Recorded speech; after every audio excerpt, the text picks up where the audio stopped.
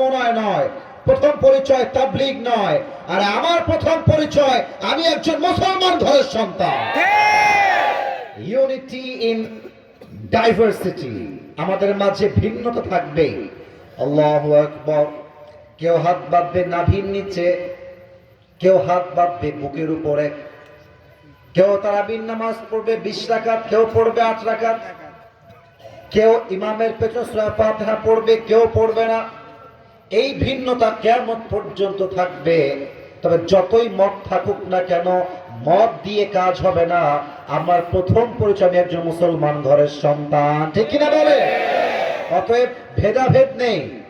আগামীর বাংলাদেশকে ইসলামের বাংলাদেশ গড়তে হলে ভেদাভেদ দিয়ে নয়, দল দল দিয়ে নয়, পুরো বিশ্বের মুসলমানকে ঐক্যবদ্ধ হয়ে কাজ করতে হবে, ঠিক কিনা বলো?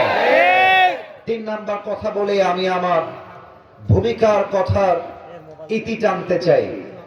বাংলাদেশে যেই দোকান, এই কথা বলো না, কিপ কোয়াইট, ভালোবাসার মান রাখো, ইজ্জত রাখো। হ্যাঁ, তোমরা উল্টাপাল্টা করবো, আমি যত ভালো ওয়াচ করি ডাজন্ট ম্যাটার, তারা গিয়ে আগে উল্টাপাল্টাটাই আপলোড দিবে বেশি, আর এটা ভিউ হবে, মানুষ ভাববে জয়পুরের সন্তানরা ভালো না। এটা তো আমি চাই না। এই জেলার বদনাম হবে, আমি চুল পরিমাণ বরদাস্ত করতে পারবো না, ঠিক কিনা বলে? Focus on my point. আমি যা বলি ট্রাই টু আন্ডারস্ট্যান্ড, তো বোঝার ট্রাই করবেন। আমার এই দেশের নাম কি বলেন সবাই? বাংলাদেশ। আওয়াজটা একটু আস্তে হলো কেন? নাম কি? বাংলাদেশ। আরে নওগাঁর সন্তান, জয়পুরের সন্তান, আমরা তো কাপুরুষের বাচ্চা নই, আমরা সবাই বীর পুরুষের সন্তান। এখানে আমার দেশের নাম কি?